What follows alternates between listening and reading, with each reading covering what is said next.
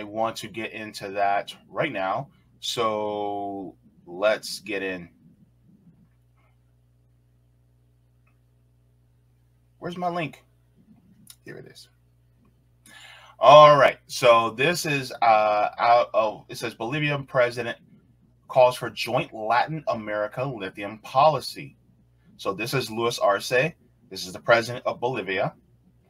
And this is out of La Paz. It says Bolivian President Louis Arce said on Thursday he will be willing to jointly design a lithium policy with other Latin American countries to benefit their economies, echoing a similar proposal from Mexico's president. Bolivia has an estimated 21 million tons of untapped lithium resources, the most worldwide, in an area of sprawling salt flats delineating the so-called lithium triangle that includes northern Chile and Argentina. Robert, remember what Elon Musk said? Yeah, I do. He says we'll coup anybody we want in regards to lithium because Tesla needs the lithium for their batteries. Mm-hmm. And the last thing he said was deal with it. That tells you who we're dealing with. Yep. Again, that just tells you what these billionaires think of in their minds, like how they're like, take over a country, no big deal. We'll just destabilize. We'll actually install people that are willing to let us move into their country and plunder their resources. These people get away with like literal murder. Mm-hmm. Asked Salvador Allende in Chile back in the day. That was a literal boots on the ground coup, and he ended up, I think, committing suicide after he had won the presidential election, and then with a CIA-driven coup, he actually was driven to suicide soon afterwards. Yep, and then they installed Pinochet afterwards. That's right. Yep. Mm-hmm. So it continues. It says, this is a quote from AMLO, President Andres Manuel Lopez Obrador. AMLO says, we must be united in the market in a sovereign manner with prices that benefit our outcomes. And one of the ways already proposed by Mexico's president is to think of a kind of lithium OPEC. It says the objective is to position Bolivia, Chile, Argentina, and Peru as potential promoters of new forms of energy storage that will make it possible to overcome the use of fossil fuels. Demand for lithium used in rechargeable batteries in cars and electronics pushed prices for battery-grade metal to around $85,000 per ton at the end of last year. So 2,000 pounds of it, so costs about $85,000.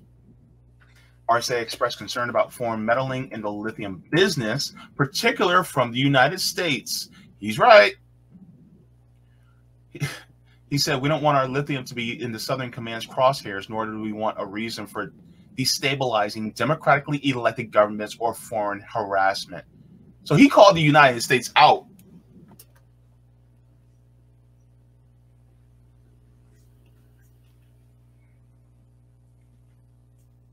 He said, continues on March 8th, U.S. Southern Command General Laura Richardson told the U.S. congressional hearing that China was exploiting the region's resources, and its actions can hamper conditions for private investment. She said they don't invest, they extract.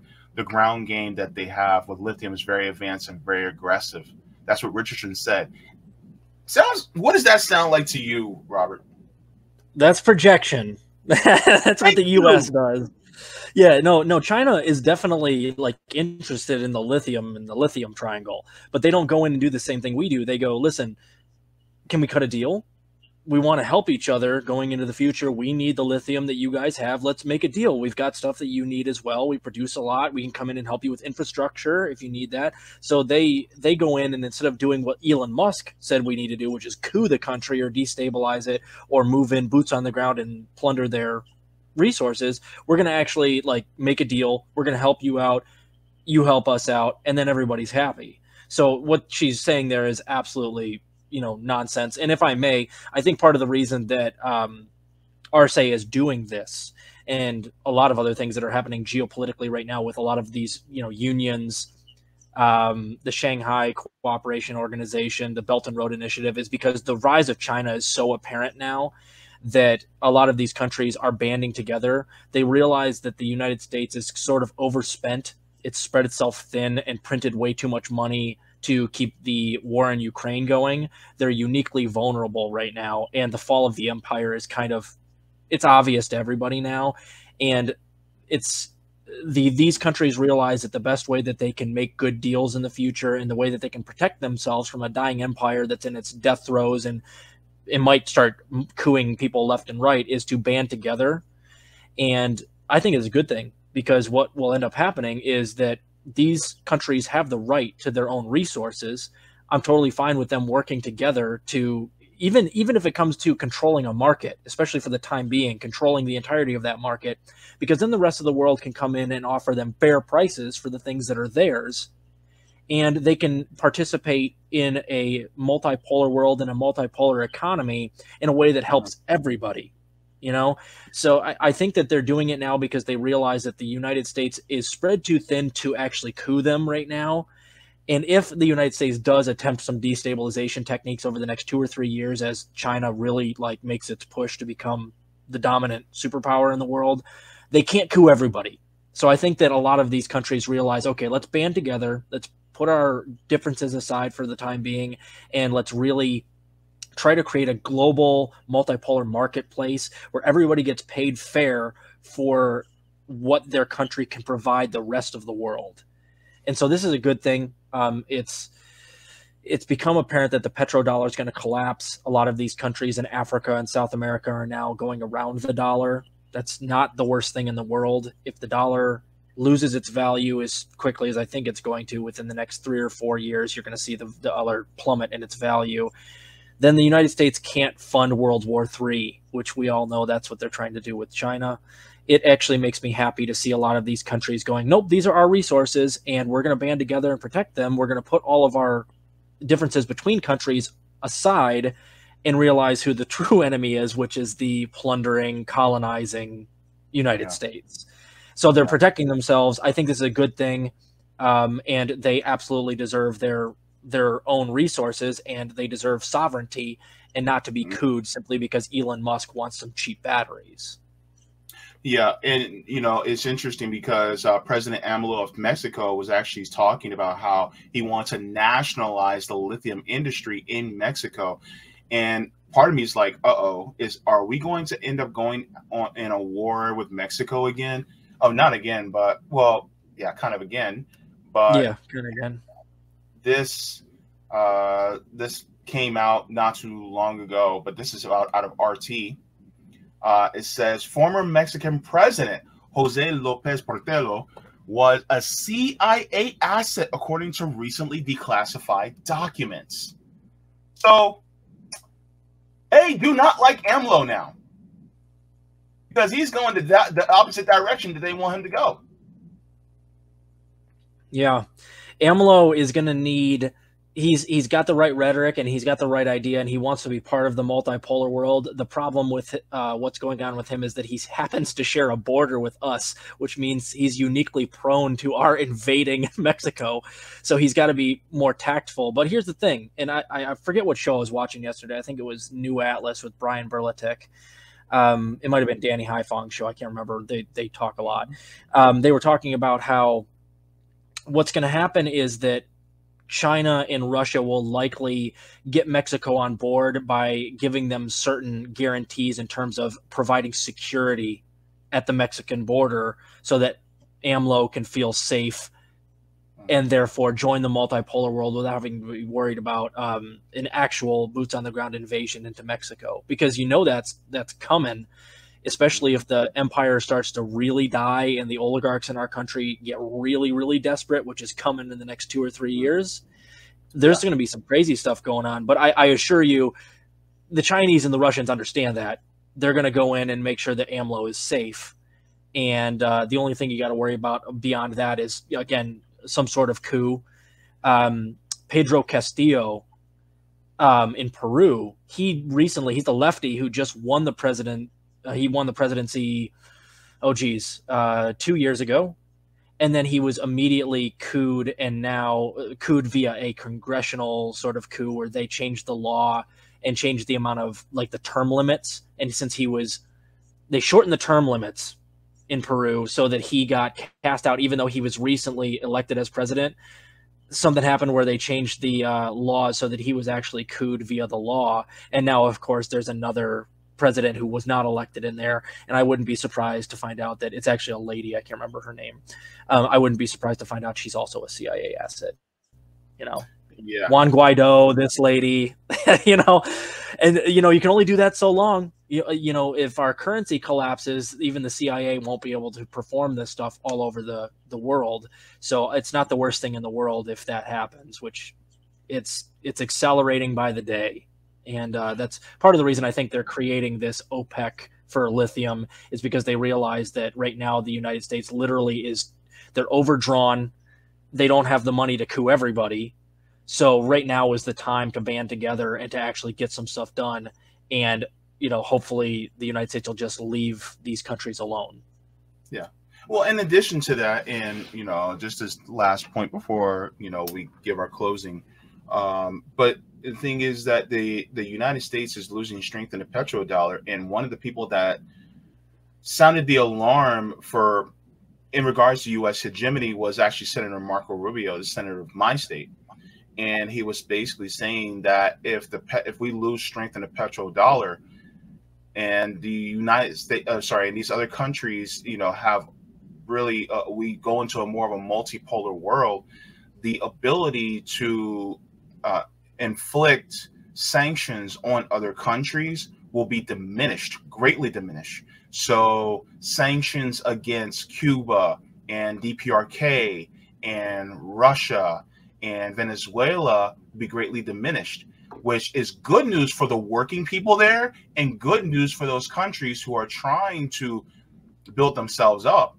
And I know that there's going to be some pain felt here, especially by this country, because these capitalists, these dictators are not going to allow that pain to be felt by them. They're going to make sure the pain's being felt by us. But I don't know. Do you feel like it's worth the pain that we may end up feeling here at home? Yeah, I kind of do. For the first reason, the petrodollar only affects people that have money.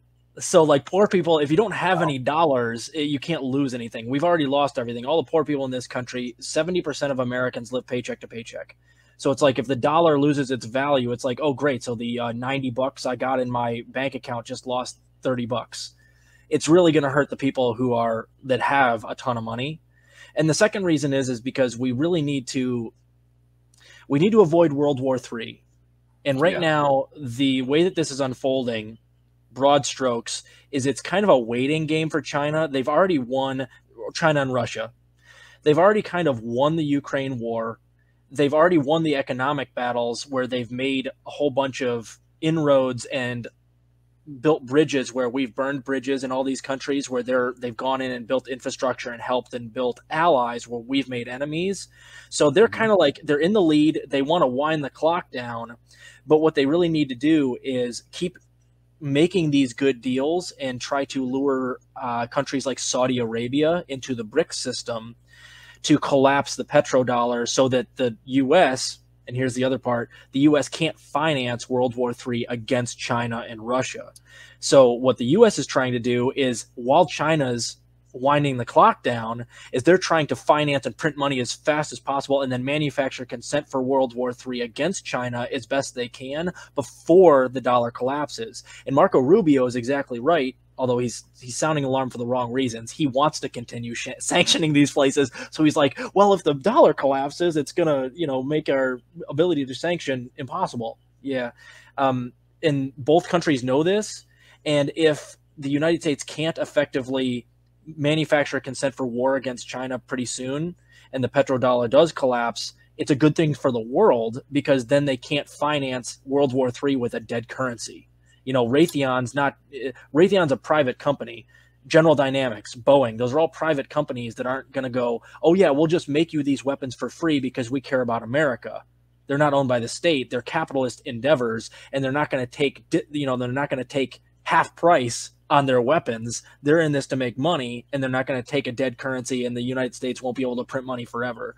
So in a way, yeah, the hurt is going to come back on the poor people a little bit, of course, because when the dollar collapses, a lot of these companies, like for instance, the price of gas and consumer goods is going to go up because these companies will realize that the dollar isn't worth as much, so they'll adjust accordingly and make a gallon of gas will be worth $6. A loaf of bread's going to go up, but they can't price gouge forever because then the torches and pitchforks come out and they'll have to start bringing their prices down again. So in the end, yeah, like the value of poor people's bank accounts is going to go down just a little bit. The value of very large bank accounts, the rich people in this country, yeah, they're going to be pissed off because they're going to lose a lot of money. But if you're poor, you don't lose anything if the petrodollar loses its value. The problem is that prices will spike for a while. But in the end, if we can avoid World War III, I think it's worth it. And in the end, 20, 30 years from now, after the United States kind of gets its act together and starts taking care of itself a little bit better and starts to show some socialist policies maybe, then maybe we'll be invited for a seat at the big boy table with all these other countries who have decided that they're going to work together. And long-term, our currency, or like, you know, maybe there'll be like a, you know, a cryptocurrency at that point that has taken over, we'll be able to actually get back on our feet again. But yeah, it's good and bad. I don't think it's going to be as bad for poor people as it is for rich oligarchs that really run this country. And the Chinese know that. That's what they're trying to do. They're going to collapse the currency. And in the end, I'd much rather have it burn earlier rather than later. I don't want it to collapse over the period of 30 years. I'd rather have it collapse next year and just pull that Band-Aid off quick. And then let's usher in the multipolar world over the next couple of decades.